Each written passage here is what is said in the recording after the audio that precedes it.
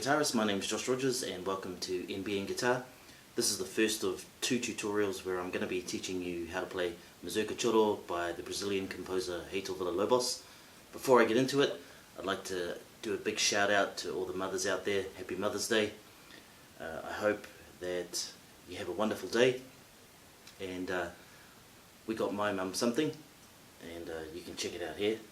So if you didn't get something, maybe you should be feeling guilty about that, but at least take some time and acknowledge your mums for the great jobs that they do bringing us into the world.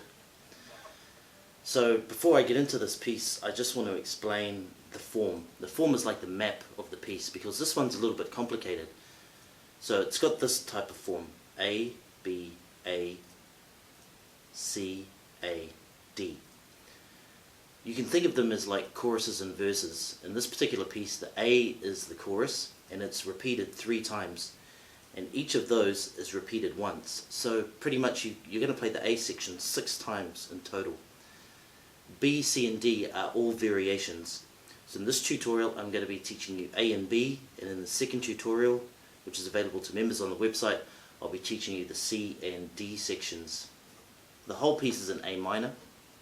There's a couple of transgressions from that, or should we say key changes, where it goes to the relative major, which is C major, and then there's also a section in the tonic major, A major.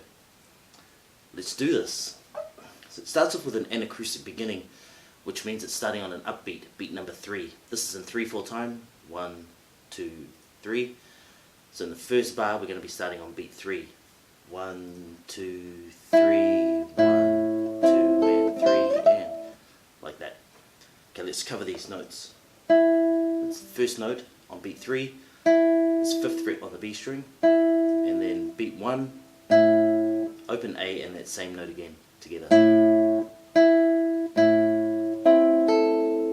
The second part there is 5/5 on the G and B together, then 5 on the first string.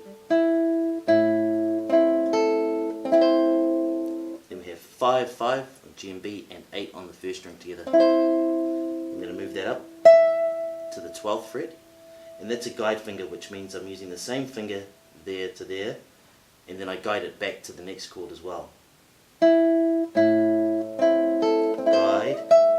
then guide.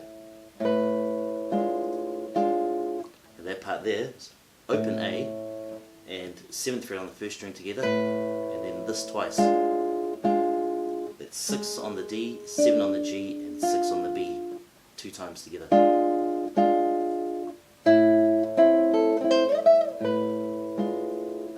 Then we have this. That is 6 and 1 open together, and then 7 on the G and 5 on the B together. Then 4 on the first string, and then that's staying there like this, but we're just going to swap fingers here. You could do it like that, I guess, but I don't do it that way. So it's 7 on the G, 5 on the B, 7 on the E together. Then we're going to double guide to the 10th fret on the G and E, like that. Then the third finger's a guide here, like this. So that's going from 10 to 9 on the G and 8 on the first string together. And we do an open A at the same time. Then half bar at the 7th fret, play 9 on the G and 7 on the B together. Then 7 on the G and 7 on the E together. And then that's going to guide down to the 5th. And play all of those on the first 3 strings, 5th fret. So.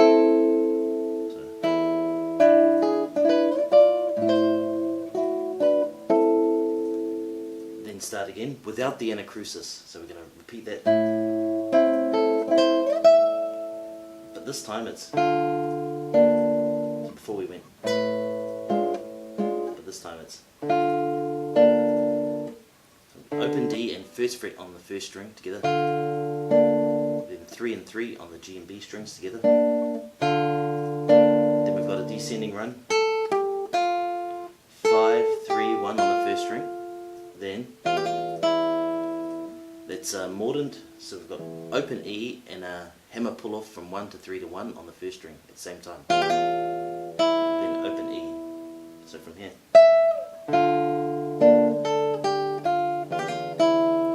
Then we have a series of double stops. So it's 3 and 3 on the D and B strings together. Then same strings, 2 and 1. Then we have an E7 chord. Open D, first fret on the G, open B, and then do that first fret on the G again. Just from here. Then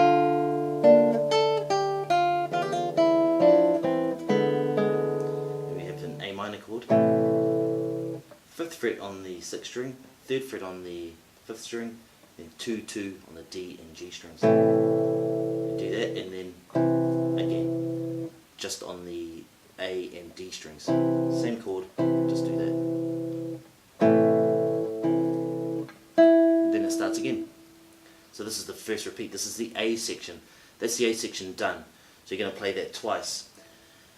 Now, I don't usually do this, but I'm going to take quite a bit of time in this tutorial to teach you some ways that you can make it a little bit more exciting, because you're playing this A section 6 times.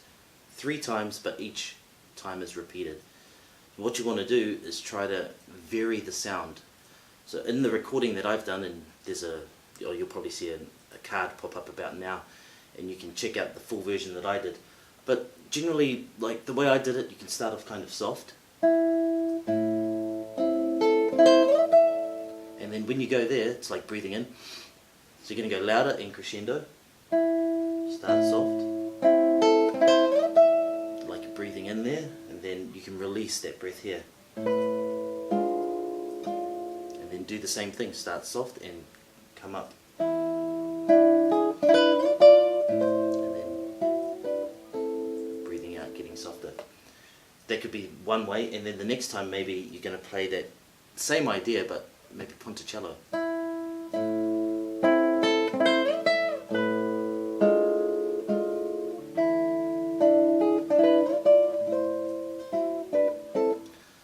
In the recording you hear me, I do some staccato work in there. Staccato just means short and detached.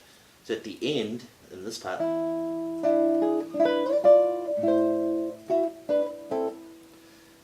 before I did it very legato, meaning all the notes just kind of drift into each other. But the second time round, just for some variation,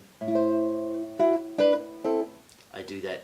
And I make it staccato by just releasing the pressure on my left hand. You could also put your right hand fingers back down again, it's up to you. Like that. That's just one idea. Here I just like to...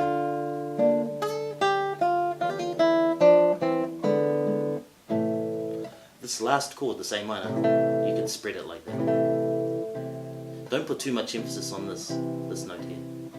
These notes I should say. Just sort of let them sit in there quietly. Okay, let's move on to the B section. Remember, B, C and D, they only ever happen once in the piece, and each time there's an A in between. This is starting with the 5th fret on the 1st string and then into a full bar. Like that. The barring at the 3rd fret, and 2nd finger is on the 4th fret of the G string.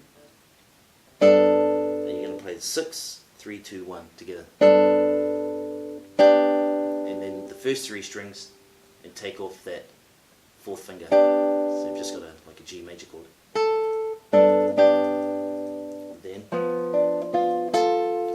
Then we have 3rd on the D and 4th on the G together, and there we just have the 3rd fret on the B all by itself, and then 4th fret on the G and 6th fret on the B together. Then we still have that 6 on the B and 5 on the E together, and then you're going to slide that 4th finger to the 5th fret on the B. So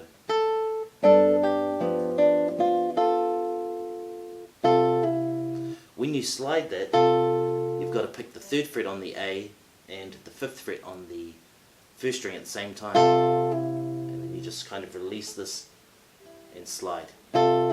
It's kind of unusual, I haven't really come across this very often. And then we're going to have 5 on the G, 5 on the B, and 3 on the E string. Twice. That part.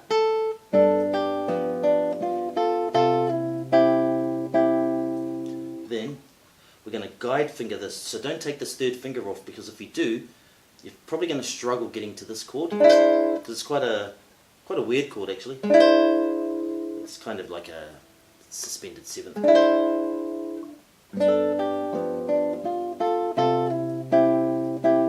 Guide. So that is 6th fret on the D string, 7th on the G, 5 on the B, 8 on the E string.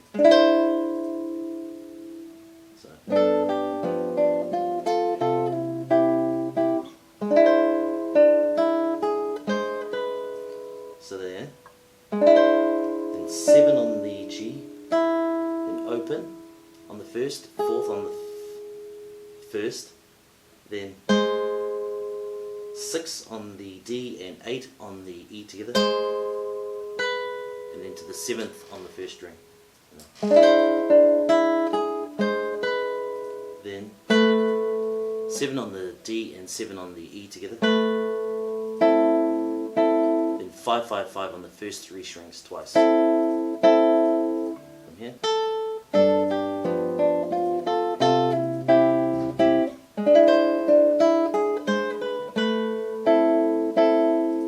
Then we've got this.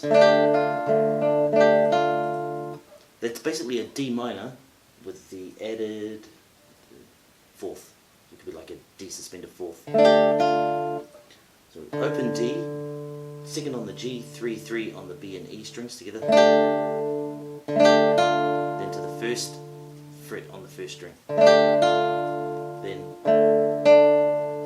open D, 2nd fret on the G together. Then to the 3rd fret on the B. Then do that again. It's the first 3 strings, 2nd fret, 3rd fret, 3rd fret, and then back to that 1st fret. It's like repeating itself. Then we have a G7 chord. It's 3rd fret on the 6th and 1st fret on the 1st string together. Then open E. That's 2nd fret on the D and open G together. Then to the 1st fret on the B. Then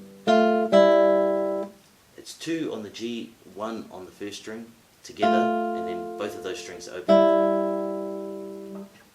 So from this D suspended chord. Then we're moving to this chord. It's open A, 4th on the D, 5, 5 on the G and B together. Then, so that's basically the same chord, but we're doing the 3rd fret on the B string as well. And so that's the 4 on the D, 5 on the G, 3 on the B, like this. Then 2 on the B, then back to this chord.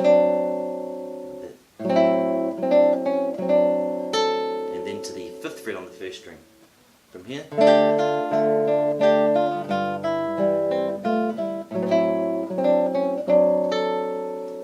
Back to that first chord,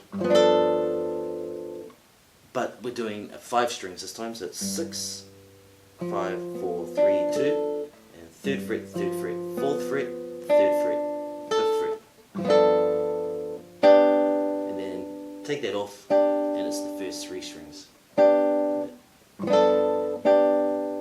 then back to the beginning, repeat it.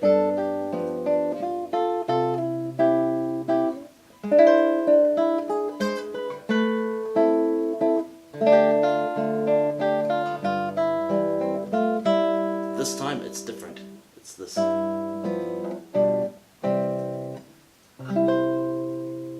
Okay, so let's just have a look at that. I've just done this. 3rd fret on the 6th string and open G and open E together. Then 3rd fret on the D, open B, open G together. Then this 3rd finger is going to be a pivot finger. Leave it on. Then do that, which is 2nd fret on the A string, 3rd fret on the D, open G, 3rd fret on the B together. Then to a C chord, 3rd fret on the A, 2nd fret on the D, open G, 3rd fret on the B. Then we're moving up to the 8th fret to a C major chord. Full bar at the 8th fret, 10th fret on the A, 9th fret on the G, and we're going to play 6th string, 5th, 3rd and 1st. I sort of put a rest stroke there on that high note, like that. So that last section is...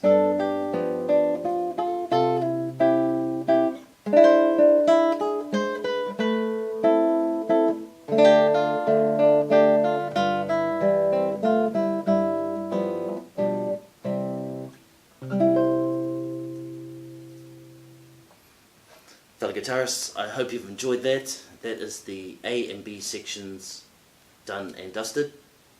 If you want to check out the score, there's a link in the description below. And if you want to see the second tutorial, maybe you have to be a paid member on the NBN guitar website.